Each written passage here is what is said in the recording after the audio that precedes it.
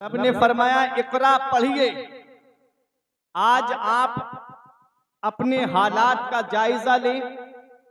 जिस कौम के पैगंबर के ऊपर सबसे पहली वही नाजिल हुई तो सबसे पहले नमाज का हुक्म नहीं दिया।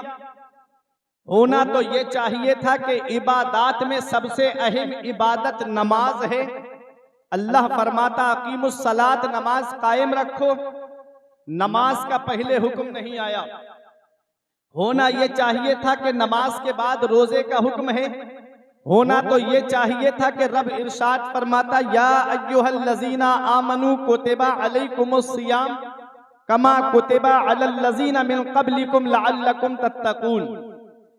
पहले रोजे का भी हुक्म नहीं दिया गया, ज़कात का हुक्म भी नहीं दिया गया, हज का हुक्म भी पहले नहीं दिया गया। सबसे पहले जो हुक्म आता है इकरा पढ़िए। तालीम कितनी जरूरी है, शिक्षा कितनी जरूरी है, एजुकेशन कितना जरूरी है। आज सेक्टर ब्यूरो की रिपोर्ट के मुताबिक तकरीबन 95% मुसलमान तालीम याफ्ता नहीं है। वो कौम जिसके पैगंबर पे सबसे पहली वही नाजिल हुई तो पढ़ने का हुक्म दिया गया, आज वही कौम तालीम से दूर होती जा रही है। आज वही कौम जो है वो शिक्षा से दूर होती जा रही है। अफसोस होता है अपने नौजवानों पर कि आज इन नौजवानों को व्हाट्सएप चलाने से फुर्सत नहीं मिलती, इनको फेसबुक देखने से फुर्सत नहीं मिलती, इनको इंस्टाग्राम पे तस्वीरें अपलोड करने से फुर्सत नहीं मिलती। 2.5 घंटे मैच में बैठ करके वक्त गुजार देंगे, 2.5 घंटे की फिल्में बैठ करके आज मेरी कौम के नौजवान देख लेंगे, लेकिन अपने आलिम के पास जाकर के 10 मिनट कुरान की तिलावत नहीं याद करेंगे। ये हालात आज हमारी कौम के होते जा रहे हैं। फिर रोना रोया जाता है कि आज हम मुसलमान परेशान बहुत हैं। इतना याद रखना प्यारे मुसलमानों, तालीम अगर तुम्हारे पास होगी, शिक्षा तुम्हारे पास अगर होगी, कलम अगर तुम्हारे हाथ में होगा तो तुमको कामयाब होने से कोई रोक नहीं सकता है। कलम अगर तुम्हारे हाथ में है, तालीम अगर तुम्हारे पास में है तो तुम्हें कामयाबी का सेहरा चूमने से कोई रोक नहीं सकता।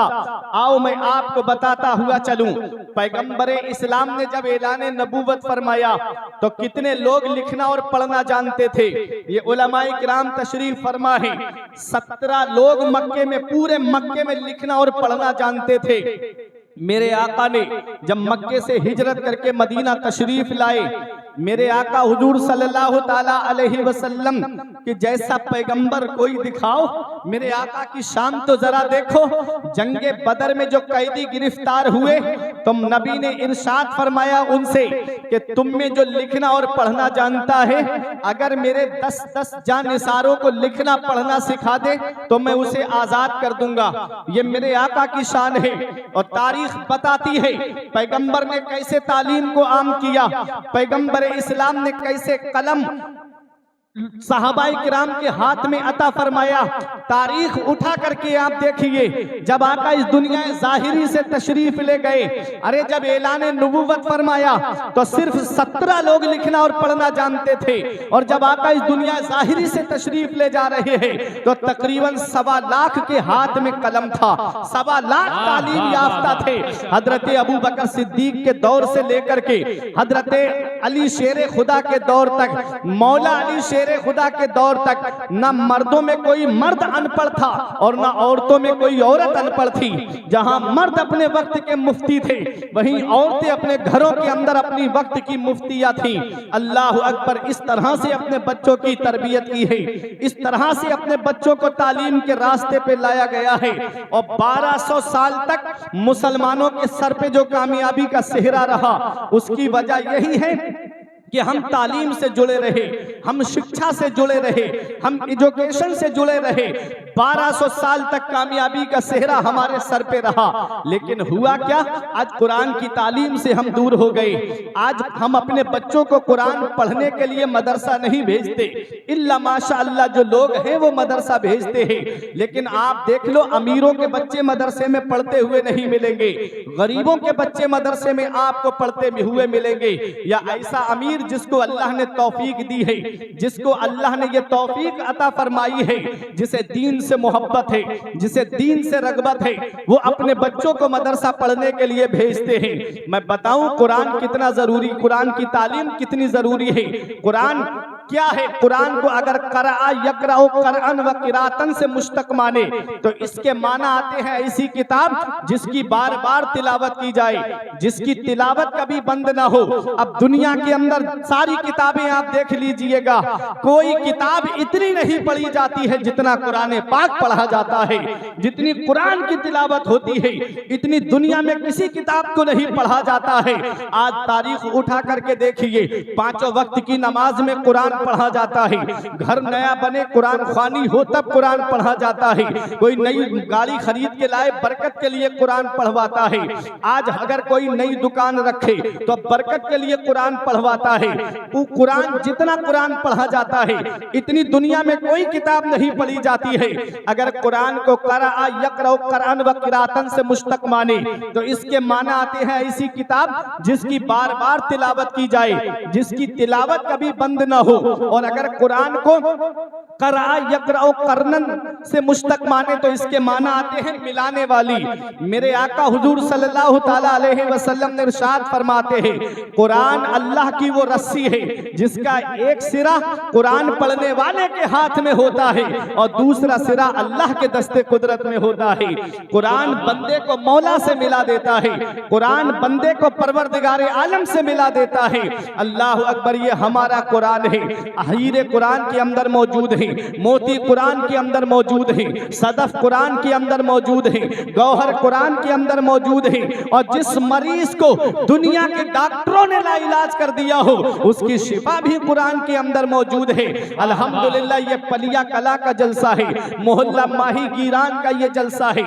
यहाँ पर दुनियावी तालीम से ताल्लुक रखने वाले लोग भी यहाँ बैठे हुए हैं। आज मैं सबकी तवज्जो चाहता हूँ, देखो हमारा कुरान है क्या। हर चीज का बयान कुरान के अंदर मौजूद है।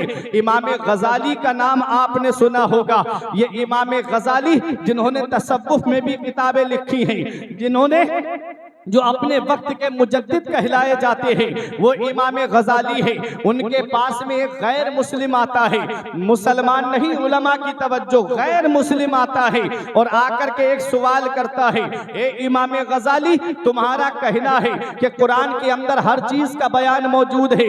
आपने फरमाया कुरान करीम की आयत करीमा भी तो शाहिद है, वला रत्बिन वला याबिसिन इल्ला फी किताबिन मुबीन। कोई खुश्क-तर चीज ऐसी नहीं जिसका जिक्र कुरान के अंदर मौजूद ना हो। वो गैर मुस्लिम कहता है, देखो मुसलमान नहीं है बल्कि गैर मुस्लिम है।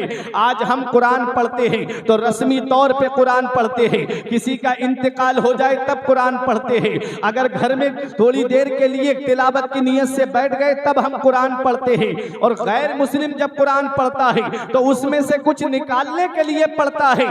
इमाम गजाली से गैर मुस्लिम कहता है, हुजूर आपके कुरान में दावा किया गया है कि हर चीज का बयान कुरान के अंदर मौजूद है। आपने फरमाया बेशक हर चीज का बयान कुरान में है। उसने कहा एक बात मुझे बताइएगा, एक मसले का जवाब आप मुझे दीजिएगा। आपने फरमाया क्या है? कहता है कि आपके कुरान के अंदर मैंने पढ़ा सितारों की चाल का जिक्र। जो आसमान में सितारे हैं वो दो तरह से चलते हैं। जो सितारे आप देखते हो, कभी कभी जब आप आंगन में लेटे हो या मकान की छत पे लेटे हो तो सितारों की तरफ गौर से देखना, तो सितारे आपको चलते हुए नजर आएंगे। कोई उल्टी चाल चलता है, कोई सीधी चाल चलता है।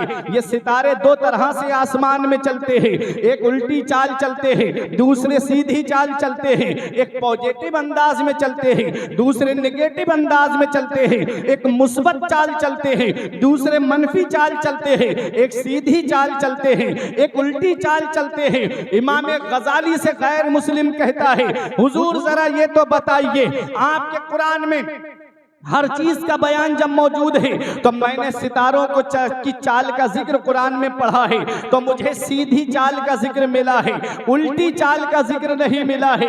इमाम गजाली हैरत से उसका चेहरा देखते हैं, ये गैर मुस्लिम है और कुरान की इतनी गहराई की बात कर रहा है कि सितारों की चाल का जिक्र इसने कुरान के अंदर ढूंढ लिया है। आपने फरमाया कौन सी सूरत में तूने पढ़ा, कौन सी आयत में तूने पढ़ा? उसने कहा मैंने सूरह यासीन शरीफ की तिलावत की और उसमें मैंने इस आयत में पढ़ा, कुल्लुन फी फलकिन यस्बहून, हर चीज आसमान में चल रही है, हर चीज आसमान में तैर रही है, हर चीज आसमान में तैर रही है। और कहता है हुजूर सीधी चाल का जिक्र मुझे मिल गया कि आसमान में जो चीज चल रही है वो सीधी चाल चल रही है, तो सितारे भी सीधी चाल चल रहे हैं, तो सीधी चाल का जिक्र मुझे मिल गया, लेकिन उल्टी चाल का जिक्र मुझे नहीं मिला। इमाम गजाली मुस्कुरा के फरमाते हैं कि अगर थोड़ा और गौर कर लेता तो तुझे उल्टी चाल का भी जिक्र मिल जाता। उसने कहा हुजूर आप मुझे समझाइए। अब इन उलमा हुफ्फाज की तवज्जो चाहता हूं, ये सब अपनी दुआओं से मुझे नवाजेंगे। अब एक इल्मी बात करने जा रहा हूं। कौन सी आयत से सितारों की चाल का जिक्र मिला? कुल्लुन फी फलक, हर चीज आसमान में तैर रही है, हर चीज आसमान में है। कुल्लुन फी फलक, कुल्लुन फी फलक, कुल्लुन में पहला हर्फ काफ है, दूसरा हर्फ लाम है, मिला के हुआ कुल। अब फी में पहला हर्फ फा है, दूसरा हर्फ या है, मिला के हो गया फी, कुल्लुन फी। अब फलक में पहला हर्फ फा है, दूसरा हर्फ लाम है, तीसरा हर्फ काफ है, मिला के हो गया फलक, कुल्लुन फी फलक। अब इस फलक कुल्लुन फी फलक को उल्टा करके पढ़िएगा। देखो इमाम गजाली का इल्म देखो, फलक में आखिरी हर्फ काफ है और बीच वाला हर्फ लाम है, मिला के हो गया कुल। अब फलक का बचा फा और फी का बचा या, मिला के हो गया फी, हो गया कुल्लुन फी। अब फी का फा है और इधर लफ्ज़े कुल है, और कुल का पहला हर्फ काफ था, दूसरा हर्फ लाम था और इधर लफ्ज़े फी है। अब इसको उल्टा करके पढ़िएगा तो फलक हो जाता है। अरे सीधी तरफ से पढ़ोगे तब भी कुल्लुन फी फलक है, और उल्टी तरफ से पढ़ोगे तब भी कुल्लुन फी फलक है। अरे सीधी तरफ से पढ़ोगे तो सितारों की सीधी चाल का जिक्र मौजूद है, और उल्टी तरफ से पढ़ोगे तो सितारों की उल्टी चाल का जिक्र।